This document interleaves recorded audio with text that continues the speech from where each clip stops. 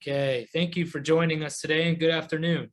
Welcome to today's session of Imagine America Radio, our continuing Career College Exposition webinar series. My name is Lee Doubleday and I'm Director of Operations here at the Imagine America Foundation.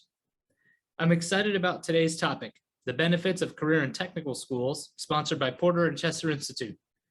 Porter and Chester Institute has 9 campuses throughout Connecticut and Massachusetts, and they've also been a 15-year partner of the Imagine America Scholarship and Award programs, having provided admissions-based financial aid to more than 10,000 enrolling Imagine America students. Without taking valuable time from our presenter, let me refer all inquiries about the Imagine America Foundation and how your students can apply for a scholarship to attend this institution to our website, which is www.imagine-america.org. But since our beginning in 1999, Imagine America remains a leading sponsor of scholarship aid to enrolling high school students. However, our country faces a serious shortage in qualified employees. We hear from employers in virtually all sections of the country, desperately looking for qualified staff, so we need to do more. Our partner in today's presentation again is Porter and Chester Institute, but joining us today to discuss in detail the looming technician shortage and how Porter and Chester Institute is helping meet this need is my friend Jack Burke. Jack is the Director of Admissions and Marketing at Porter and Chester Institute and has been working with high schools for more than 15 years. So you're in great hands today with Jack. But before turning the program over to Jack, let me outline today's agenda. Today's session of Imagine America Radio will be 30 minutes maximum, with question and answers at the end of the presentation.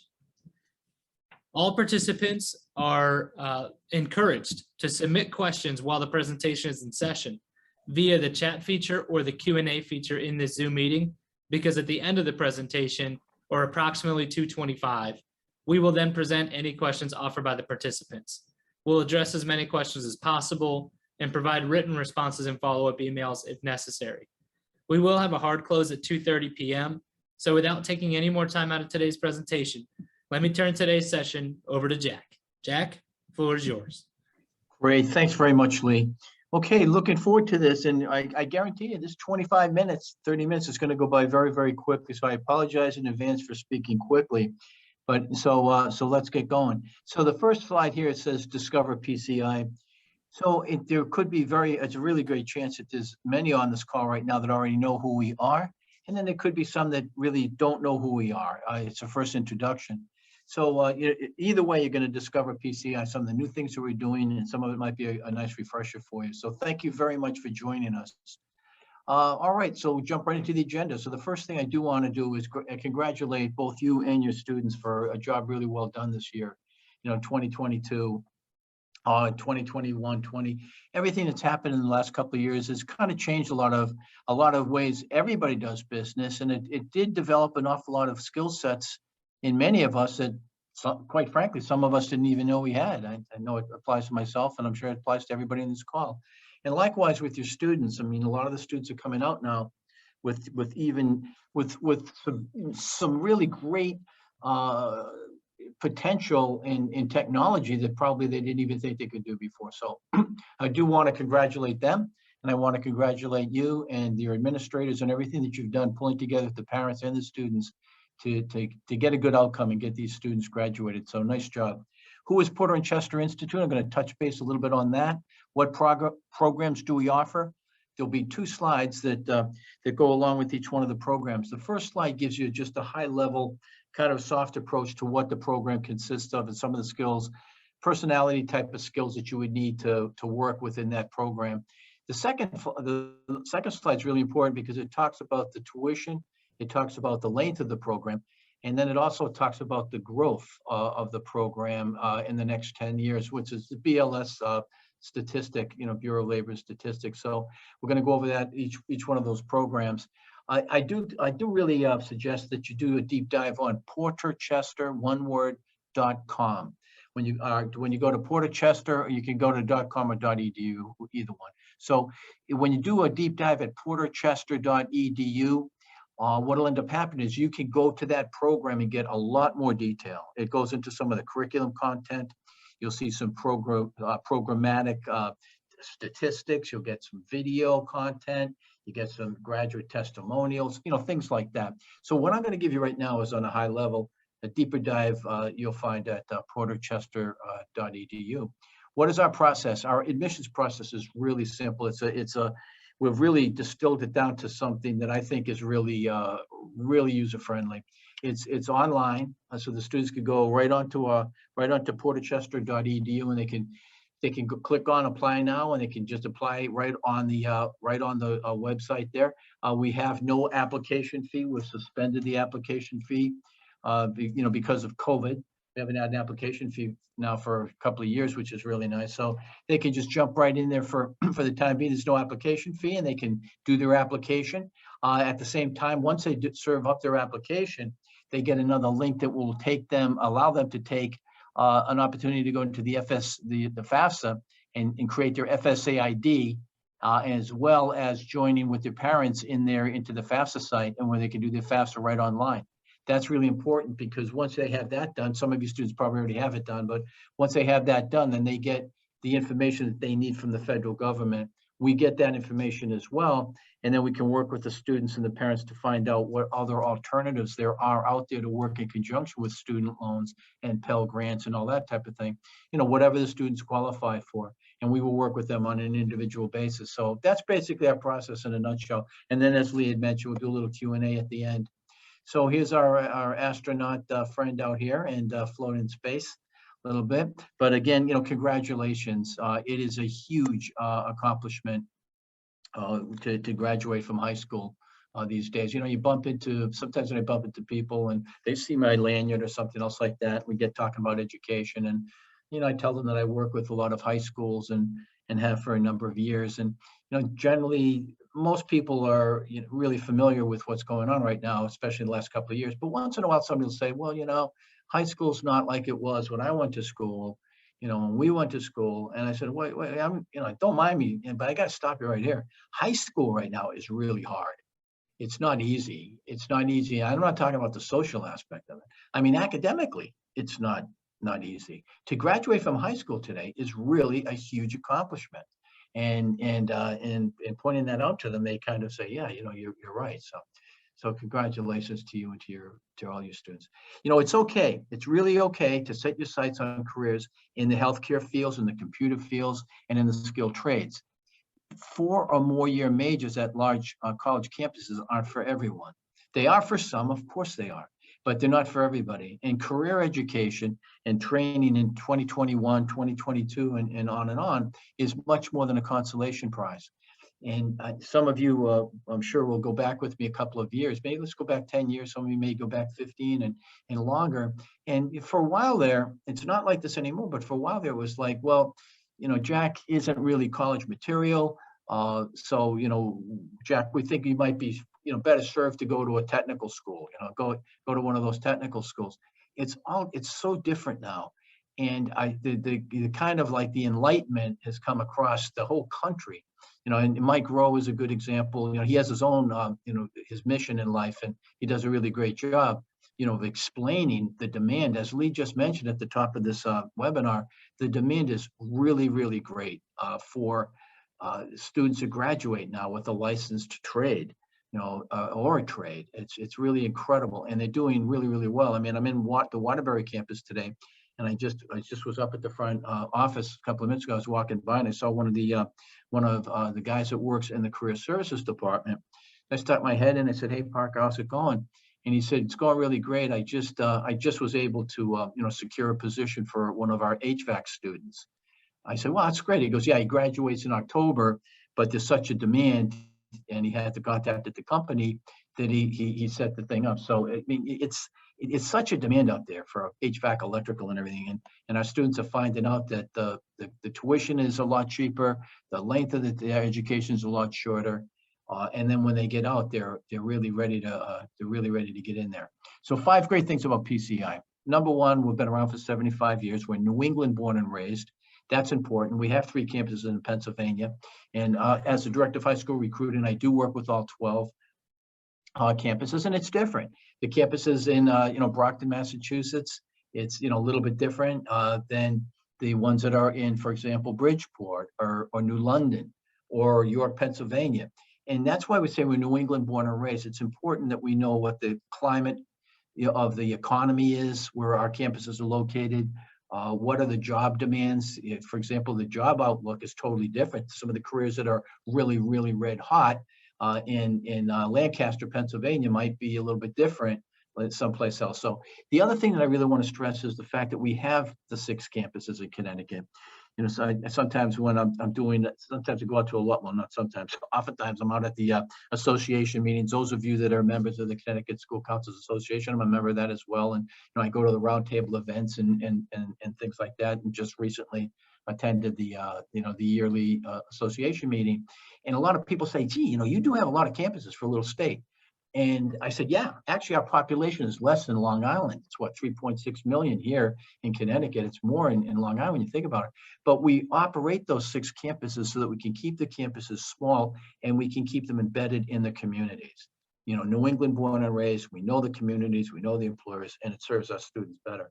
Technical education for 75 years. We talked about flexible career training programs. That means hours. We have 5 starts every year. And we generally have morning and evening programs so the students can find the time within their own schedules to come to school. Teams to support you, really important. We have an incredible management team, and that's from the president and the CEO right through all the vice presidents and the senior team members. I am a senior team member. And you know, the thing about what that's so important is that, like when I'm working with the high schools and I'm working with Lee, that the same quality and the same excellence of education is going in the admissions process and in education and in career services and everything else is going to be cookie cutter. It's going to be the same between all 12 campuses. That is the way you want it. I mean, there are schools out there that have 5 campuses and they all get run a little bit different, you know, and that type of thing. I've always found that when you have a solid team to support a student, it's going to be a consistent team and with measurable results. And then ACCSC, of course, accredited. So that's important for Title IV funding. So our mission is to support committed students in achieving their technical and professional skills. The big thing there is professional skills as well. So we do work with them about professionalism and integrity, trust, accountability, teamwork, excellence, relationships, and having fun. These are our core values.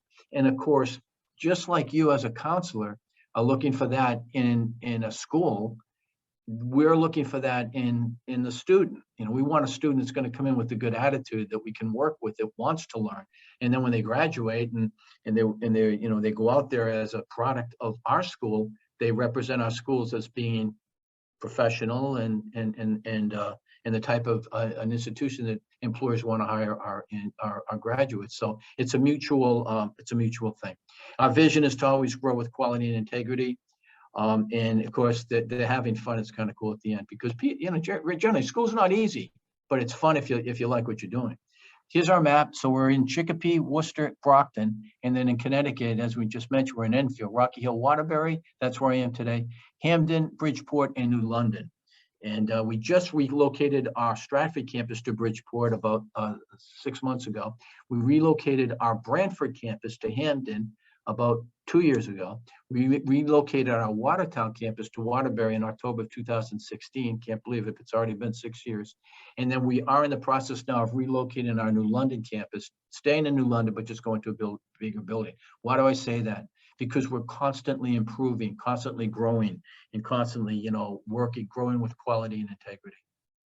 Let's see, we'll skip over the videos right now. Where are our graduates working? This is a small example of some of the different, you can pick out the Pratt and Whitney's, the UMass Memorial Medical Centers, the Hoffman for automotive. You get the picture. So we just grabbed a couple here and there and throw them up there. I will say that when you go to portachester.edu, there is a link to the career services section of the website, and that gives you a lot of information, a lot of testimonials. Our career services division is really important because it's the really final result. The employer-focused curriculum, the curriculum that we develop right now, is given to us in large part by local area employers. So we have our PAC meetings, just like all schools do, program advisory committee meetings. And they come in and they tell us, maybe they want us to use this software, this piece of this particular machine, or an update to this or whatever. And sometimes we modify our curriculum based on what they say. And sometimes, quite honestly, we say, no, that's too specialized, or that's not, whatever. And we mutual, meeting of the minds type of thing. But the focus is on getting the student career ready with something that is compatible with what the job market is out there right now. Also, we have full-time career service advisors, so they work with us individually with the students, and it's lifetime. They can come back at any time, and we will work with them. I do want to point out that we do not guarantee a job. There's two things that we do not guarantee. We don't guarantee a job, obviously, and we don't guarantee financial aid. Financial aid is available to those who qualify, and any school that does do that is really doing a disservice, because you can't guarantee anything really. So financial aid is available to qualify. As far as our job in our career services department, we work with everybody, and we work really well with them. So it works out really pretty good. And also all of our statistics in terms of our graduation rates, our employment rates, everything is on our website. And for full disclosure, and it's also in our catalog. So you can also pull our catalog right off the website. So it's all full disclosure right there, and that's the way we want it. That's the way it has to be, and that's the way we like it. So let's talk about Imagine America. I really don't have enough time to really, I think, give you everything that I wish I could. But I just tell you from my heart, I have worked with thousands of students, and I have seen IA make the difference in so many students. It's like the difference between them having to work at night at McDonald's and not having to work while they come to school. Maybe it's that extra little push where they have now the bus money or the gas money, or they can pitch in at home a little bit and help out with the daycare or whatever it is. Imagine America has been directly responsible for getting many thousands of students up and over that bar. And that's the financial aspect of it, which is so important. And I know that you'll agree with me that the self-esteem from the students being able to say, wow, I got something, I got something too. I'm an Imagine America candidate, and I received a scholarship from Imagine America. It's great for the self-esteem. It's great for just everything about it. To me, has always been such a privilege to work with them, and it's easy. You can write to our website. We have links right up there, and everything is there available for you. Scholarship opportunity with Porter and Chester is likewise. It's a scholarship that we want to give to students that graduate from high school. So provided the student graduates in 2022, he's a 2022 high school graduate, and that can be homeschool, it can be adult education, and it can be high school. And they will receive $2,000 tuition grant. So you take the $2,000 tuition grant and you put it together with Imagine America, and all of a sudden you've got 15%, sometimes 10, 15% of your tuition paid right there, sometimes more. So that's it's really very, very, very, very helpful. Here are our programs. So we have the trades, the healthcare, and then the technology programs. They're going to fly. I have to really fly right now. So you can see automotive, electrical, HVAC, plumbing, welding. We're starting welding, our first welding class. Really excited about that. And we're starting that on May 30th, and that's in the Bridgeport campus. We're going to bring it to the other campuses, but right now it's approved for Bridgeport. We're kicking it off in Bridgeport in May. Then we have dental, medical, practical nursing, CAD, computers, and electronics. Our teaching delivery is, we like to say in our hybrid courses, it's the didactic portion is learning online, and then our hands-on portion is labs on campus. And these are the programs that are right now in the hybrid, and you can see them here. And then we also have campuses, we also have programs that are 100% on campus, and then we have programs that are 100% online. So I have to kind of speed through a little bit of this thing. So we're going to we'll start off with dental assisting, and we'll cruise right through it. So the dental assisting tuition is $17,000. The length of the program is 10 months. And then the outlook from the BLS is about 7%. And of course, it can, depends a little bit here and there where that is, but it's a career that's in demand. And so you think about it, the tuition is $17,000. That's it. That's not a year. Well, it's in 10 months. That's the whole point. It's $17,000. There's a couple of $1,000 on top of that for the electronic device, for the e-books, uniforms, consumables, stuff like that. So in this particular situation, for under 20 grand, in 10 months, the student can graduate and be career ready. And so you can imagine by the time you get their educational funding and everything and their scholarships, their debt load is very, very little. Medical assistant is a program that is front office and back office. So they're going to be going over medical terminology, insurance, electronic medical records, things like that. And then on the clinical side, it's phlebotomy, EKG, sterilization of equipment. So a medical assistant is really somebody who can work in everything from a convalescent home to an ambulatory, small offices, to HMOs, work at medical centers, things like that. And great in demand, 19% demand. Same thing though, the tuition is $17,000 in 10 months. So they can get in and they can get out. We have five class starts a year. Our practical nursing program is a little bit longer. It's preparation for the NCLEX exam. When they graduate, that's when they take that. So we teach a practical nursing program. Then when the students graduate and they pass a NCLEX exam, they become licensed and then they become an LPN.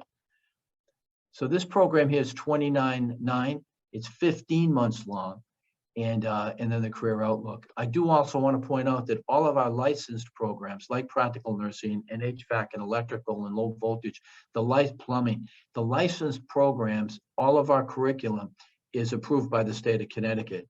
So when the students come out, they'll have all of their related instruction hours that they need to be able to get licensed. And then criteria by the licensing department in Connecticut depends on the license. Some licenses require 2,000 hours of OJT, apprenticeship hours, and they do have to do that for 4 years. So it could be 8,000 hours, could be 4,000. It depends on what that license is. But the key factor here is all of our curriculum is state approved, so that they can get their educational hours. Really important. Medical billing and coding.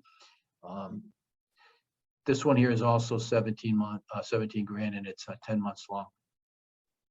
Automotive technology, kind of a misunderstood program. I mean, it's tremendously in demand. The average car has a couple of dozen computers in it, and they're not easy to fix.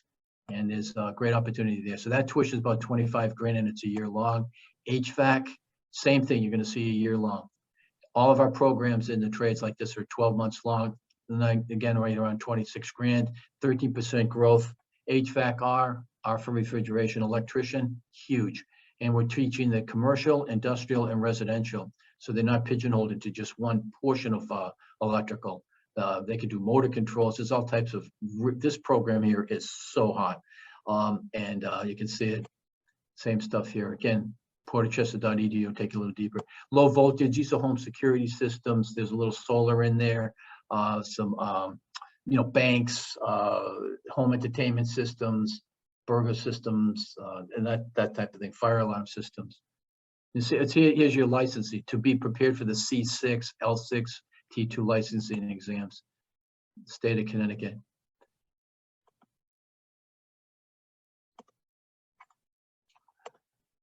And then plumbing is likewise licensed. You get the P2. So again, we're going to give them the educational hours, and then they have to go out and they do the apprenticeship hours, and they can take their exam, and then they get their P2.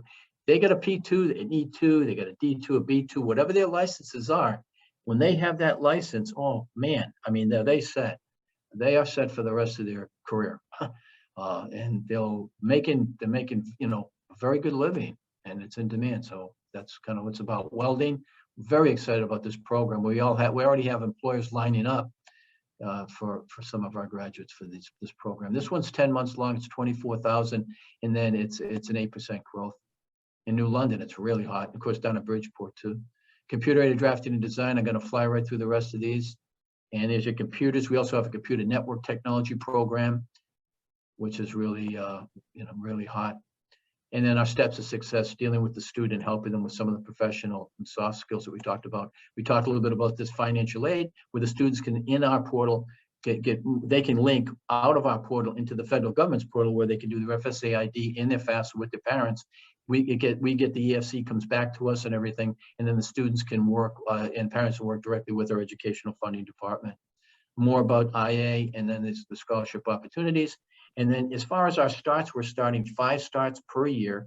right here, 5 starts per year. Our next starts for your students would be in August and then October. And to qualify for that scholarship, the Port Chester Scholarship, they have to start in either August or October.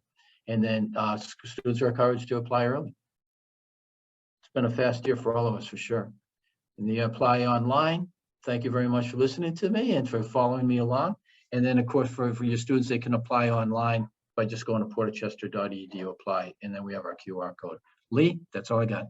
All right, thanks, Jack. We are now going to open this up for the Q&A portion of the presentation. So if you have a question for either myself or Jack, please feel free to type it into the Q&A feature. Jack, this person wants to know about virtual events. Are there any events coming up, whether virtual or in person, anytime soon? Yeah, sure. Yeah, absolutely. So there's a couple of things when you go to portchester.edu for the counselor, you could go over to admissions, and we have a page specifically for high school guidance counselors, school counselors, and they can go right down there, click on that. And then we have virtual events. We can send a presenter to your school for a classroom event. We can do a virtual event. We can do a campus tour if you'd like. And oftentimes we will pay for the bus to bring them to the campus if you'd like. And we basically will do it according to what your schedule is. So feel free to go to the website, and you can schedule it right there. And if not, then you can contact me direct, and you'll be getting my contact information. You can contact me direct, and I'll make sure that we make that happen as well. Awesome. All right. And second question has to do with comparisons to community colleges. You know, we get this question a lot. Sure. What would you say is the biggest differentiator between Porter & Chester and the local community college? I think the big one, Lee, is that we get it done in a quicker way. And what I mean is there's no general education requirements. So like for a student comes in and they say, okay, I'm going to give you 10 months. Well, they're going to go through the summer, but it's focused directly on their career. And as a result of that, when they graduate, they're career ready. Now, you know, I know you're a student for life, and you just got an advanced degree, and you know, we all love education. We're all for it. And, you know, likewise, I have a lot of friends that work at the community colleges, and they'll be the first ones to say, you guys have a bill to fill. You do your thing. And then, Jack, you know, always advocate them. Go back, take a business course, take a communication course, take a creative writing course if you like to write. Be a lifelong learner. But the main focus, to answer your question specifically, is that we one and done. You come in, you take one course, it focuses directly on that program, and then when you graduate, you have that your wallet, you have that license. Yeah, absolutely. I mean, if you've got students that know what it is that they want to do, this is sort of a good way to get in as early as possible and start making money to be able to pay off those loans that we talked about, or whatever it is going to cost you to go to school, which is something that if you had maybe gone to community college, it would just take you longer to get into the industry and making money. So, okay, great. Just a couple of house cleaning items here. Imagine America has recorded this session. We'll be forwarding the recording likely tomorrow morning with Jack's contact information on there. So you feel free to reach out to him with any future questions you may have, or to organize an in-classroom visit. However you would like to communicate with him, I will make sure to include his email. There is also going to be a follow-up survey. So when you leave this meeting, if you wouldn't mind answering those questions, I think it's only 4 questions long. Any sort of feedback you can provide to us is very helpful.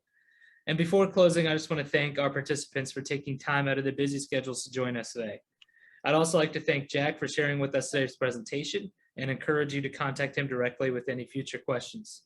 On behalf of the Imagine America Foundation, Jack and myself, I want to thank you all for joining us, and have a great rest of your day. Goodbye.